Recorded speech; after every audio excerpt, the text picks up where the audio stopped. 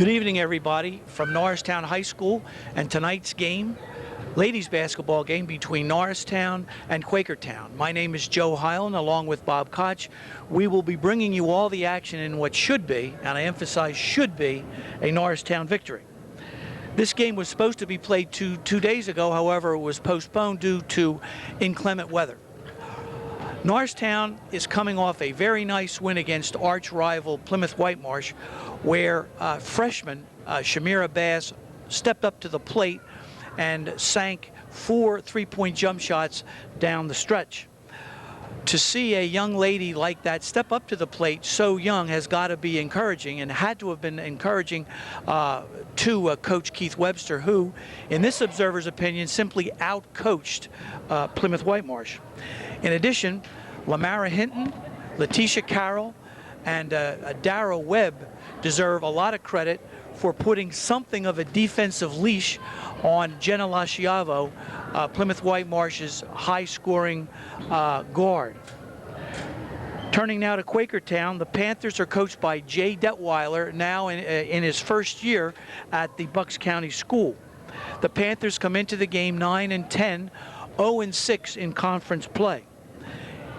They cannot match Norristown's speed and strength, and I don't think they have anybody to handle Ashley O'Donnell, who is, as you know, the Norristown's #1 option on offense.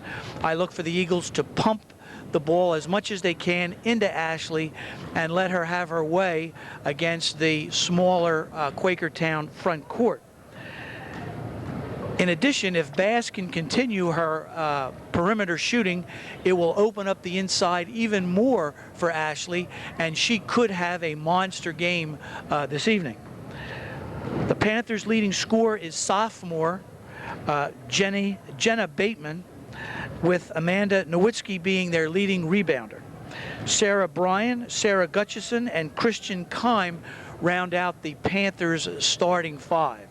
To bring you up to date now with Norristown High School, my good friend and colleague Bob Koch. Bob. Thanks, Joe. This is a big game for Norristown, and I don't think there's any doubt this is going to be a Norristown win. I think it will be, although I was talking to a parent from one of the parent of Bateman, as a matter of fact, and they're very confident that Quakertown can beat Norristown. So, but I don't think that's going to be the case tonight. This is the kind of game Lamara Hinton steps up.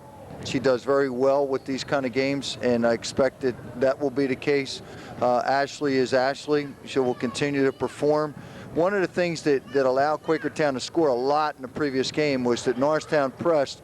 It was early in the season, early in the coaching part for Coach Webster, and they beat Norristown with baseball passes. That's not going to happen tonight. If they press, it's not supposed to happen anyway tonight. If they do press, they are going to come out and play man and zone, but they're not going to press early. So that won't give them some of the easy baskets. There's one player on the team that's very good for Quakertown. That's the point guard.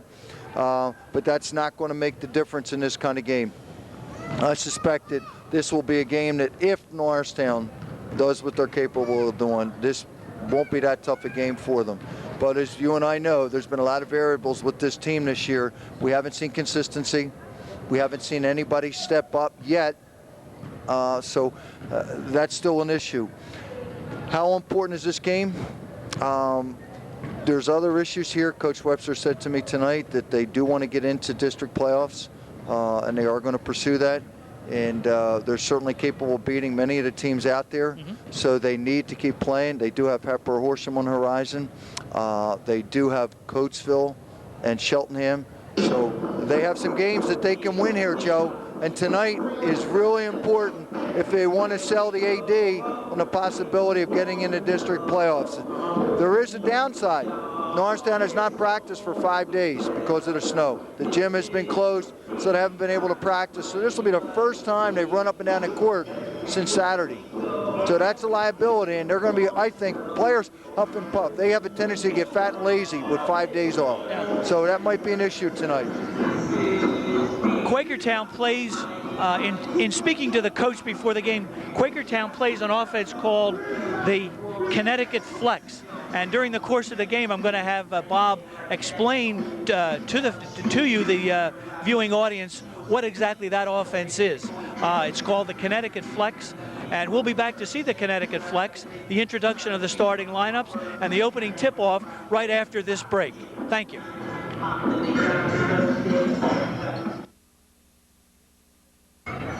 Welcome back to Norristown High School. We're about to have the presentation of the colors by the Norristown Junior ROTC unit and the playing of our national anthem.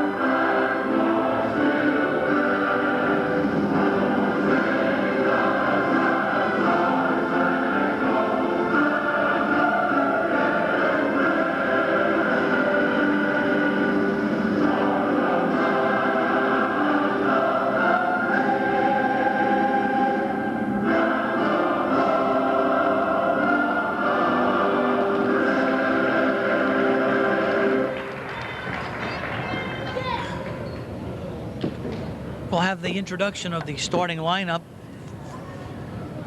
First for the Panthers of Quakertown.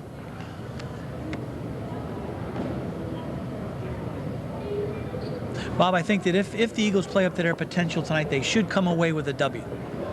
But that's a big if with this team. At this time, I'd like to present our starting lineup. They need to, Joe. They need to, that's right. They need to. Number 11, Jenna Bateman. Number 11, the sophomore Panther and the Panthers' leading scorer, Jenna Bateman. Number 12, Sarah Gustafson. Number 12, Sarah Gustafson. Number 21, Christine Kime. Number 21 is Christine Kime. Number 25, Sarah Bryant. 25, Sarah Bryan. And number 32, Amanda Nowicki. And Amanda Nowicki, the starting center, rounding out the starting five for the Panthers. And now for the Eagles of Norristown.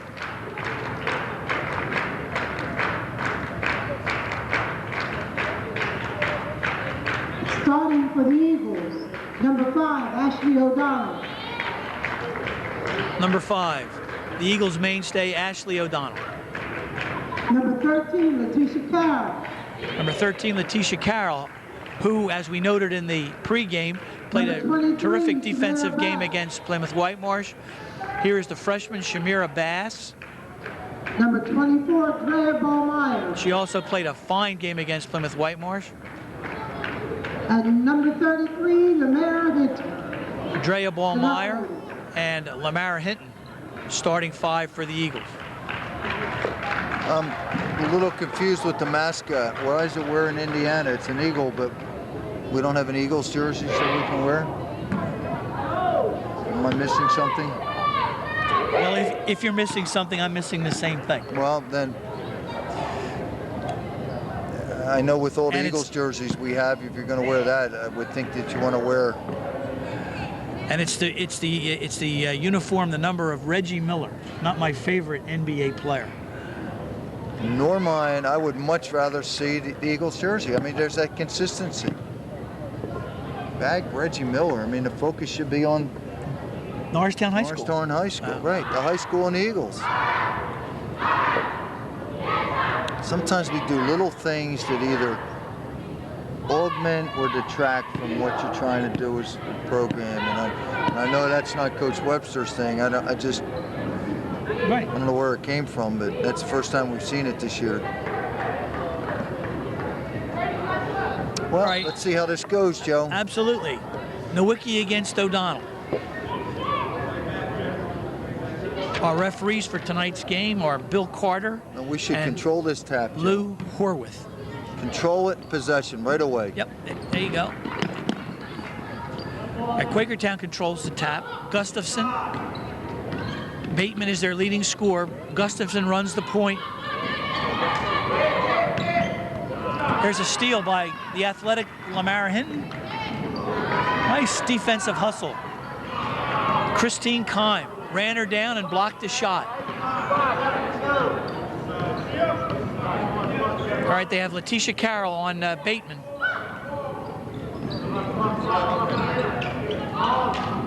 It was very surprising to see somebody catch Lamar in the open court and block the shot. It was a very good play, very athletic play. That was number 21 that did that, Joe? Yes. Nice play. Followed by the first team first. You get the impression that this Jenna is like the previous Jenna. She always moving, looking for that dead spot in the defense, spot up shooter. Yeah, and Letitia Carroll, I believe Letitia is on her defensively. Norristown's ball out. it's interesting. They're pressing Norristown, Yeah. and that's something that Coach Webster said in the beginning that they would press. All right, they get it across the 10-second line, barely. Looking at it, pumped it inside to Ashley. That spin move, Ashley O'Donnell draws first blood for the Eagles. I'll tell you what, they're going. If she, 32 will be taken to the cleaners tonight in a hurry. If the guards continue to see that. All right, they're setting screens away from the ball for Bateman, Bob. Nowicki. There's Amanda Nowicki, ties the game at 2. Now let's see what Lamar does with this. Keep the ball nice and low. There's that high dribble. Got a basket. Nice jump shot off the move. Said this should be a game that Hinton picks up a lot of points. Ashley and Hinton should be putting a lot of numbers on the board. You said that in the pregame, Bob, no doubt about it.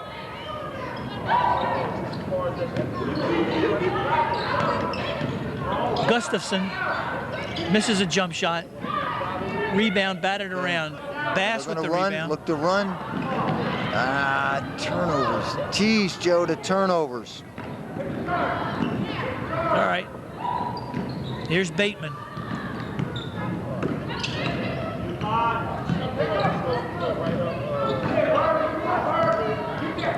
Carroll hounding Bateman. Throws up a layup. Bateman, she got free off a screen, Bob. Shouldn't happen, Joe. I'm telling you, it shouldn't happen. You have to talk on the screens, and you can't give up a shot in the paint. You don't give it up. A high dribble. It just. All right, here's Bass looking at a 5-second violation. There it is. Bateman hounded her into a 5-second violation. Remember what you said in the pregame about this is the kind of game where she can step up, and she may well do that. As she said, 2 possessions so far. 1 was a turnover. That's that freshman thing. If she's not, still a long way to go before you develop that kind of consistency to score game in and game out. There's a driving layup by Sarah Bryan, high off the glass. And she shot it with the wrong hand. She shot it with the right hand on the left side and got away with it. That's a more blockable shot when you go on that side and shoot with the opposite hand. All right, Sarah Bryan draws a foul on the floor. It'll be Norristown's ball side out. Down a pair. Foul O'Brien, the second team second. Number 33 into the game is Bailey Irvin. That's B-A-Y-L-E-Y, Bailey Irvin. Only basketball player I knew named Bailey was Bailey Howell. Remember I'm Bailey? going to say, who's that? New York Knickerbockers, Detroit See, Pistons. you're a generation older than me, Joe. That makes a world of difference. You're right. Of course, the viewers don't believe that's true, but check my credibility, Joe. See if they believe me. Nice play away from the ball. Rebound Hinton. You can see why they have won 9 games, though. That is Quakertown, because they do a lot of screening, a lot of cutting. Here's Bass. Quakertown only won 3 games last year. They already tripled that. Coach Detweiler's very happy with his squad. Right, and I can see why. They're with 9 wins and they're up in this game 6-4. Norristown only has 2 baskets with 4 minutes left, less than 4 in the first quarter. You can't be happy with that. Lucked out there, Yeah. temporarily at least. Up. All right, it'll stay there. It'll be Quakertown's ball off Dondria Ball Myers. Let's see, Dara's in the game for Bass, and there it is. There's not that consistency yet. 1 game does not make you a freshman player. That is correct. Seeing coaches patting her on the back, struggling a little bit. That's going to happen.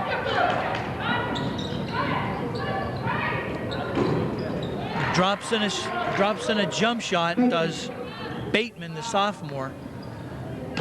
Coach Detweiler was telling me before the game that he will be freely substituting. He goes deep into his bench. Well, when they're going to press like that, and they're not the basketball athletes, Joe, but they're executing. All right, here's Ashley O'Donnell knocked to the floor. She's shaken up a bit. Shoulder. She'll be all right. Uh-oh. All right, there's a timeout. But it's not a...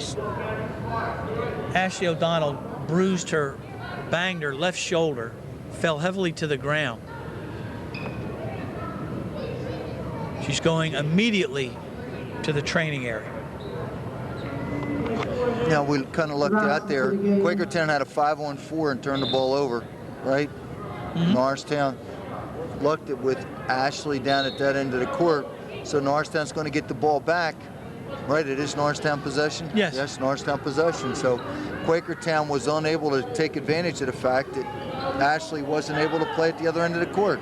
Now, let's see what Dara does with the pressure. All right, we've played 5 minutes, and the Eagles have scored only 4 points. Ooh. She drove the lane. She was tripped up, fell heavily to the floor.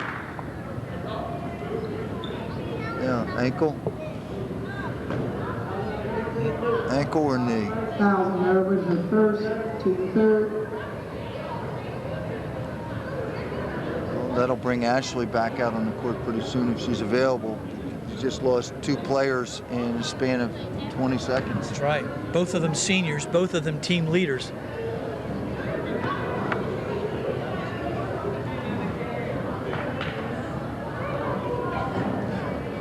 Bob, we mentioned in the pregame that Quakertown runs a Connecticut Flex. Could you briefly explain that to the viewers?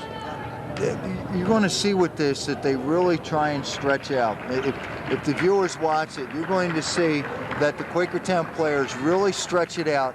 They're doing a lot of screening, and they're looking to get a lot of backdoor cuts. So far, the baskets that they've attempted, everything is very close to the basket. They're not taking any perimeter shots. Right? Everything that we've seen so far is either in the paint or very close to the baseline. And I wish we had the screen that we could flash back and show it, but you see a lot of the cuts, a lot of the screens, and they're really trying to get that ball inside the paint.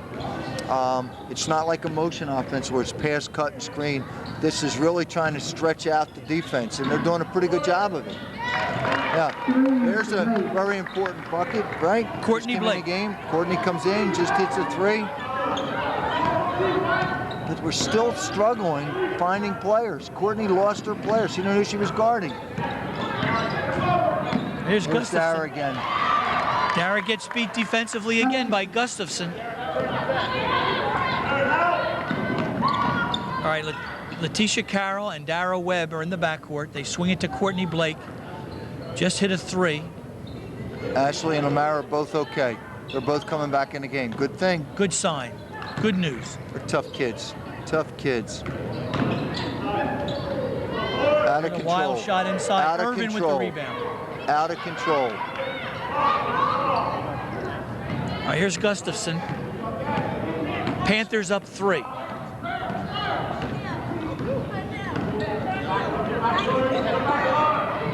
So the idea, Bob, of a Connecticut flex is to get the ball down close.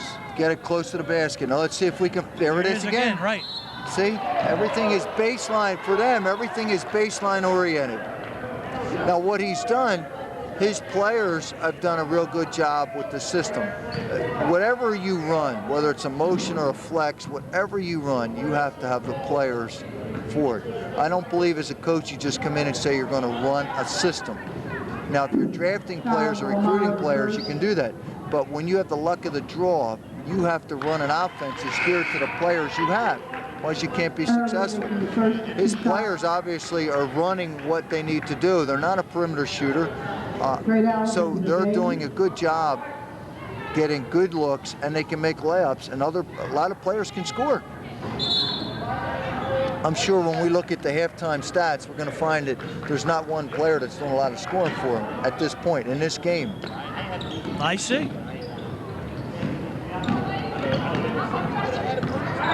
All right, here's Hinton guarded by Gustafson. Almost lost the ball out of bounds.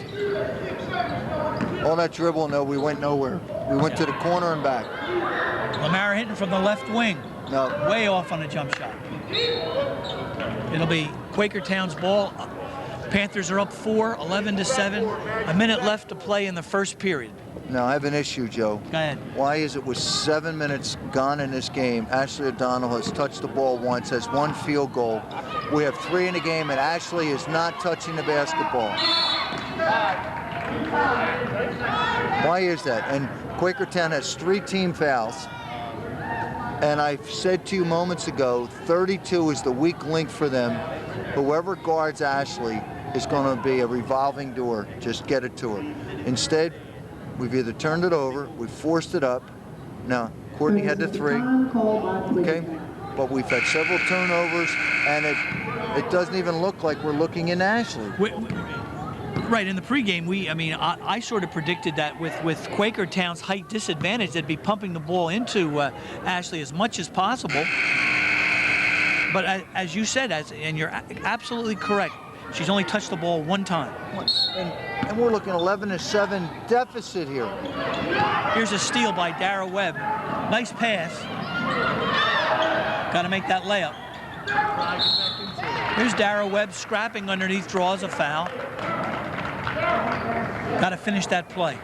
Absolutely, and without a doubt, Dara made a nice play on that. I wanted to see how that would materialize. She made a good bounce pass. Lamara had an easy bucket, missed a layup. Plus side is Dara stayed with the play, and she gets to the line shooting 2. And as importantly, Quakertown picks up the 4th foul with less than a minute to go in the first quarter. So the opportunity is there to get more up and get the ball in Ashley.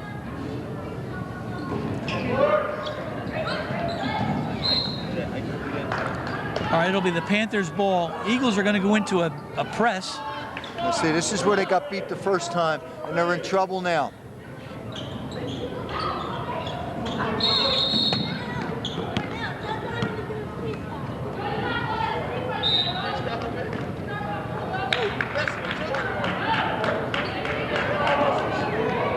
All right, the Eagles will get another chance to inbound. I don't know what the call is, Joe. I didn't see anything wrong. I didn't quite understand that whistle. I know you bring that. What they did was entirely correct after a basket. Yes, and they are allowed to pass the ball to a player coming off the court to the baseline. I don't know what the issue is. Maybe we missed something. All right, Hinton to inbound. There was a turnover. Whatever Quakertown did, it was inappropriate. They lost the See, ball. Joe, as we've been moving the ball around like this, you have to look at the basket and look shot or pass fake. You just, the quick movement is okay, but it's non-functional. It's only functional as if you really try and go to the basket. 43 is Kate Weissel, who's battling Ashley underneath for position.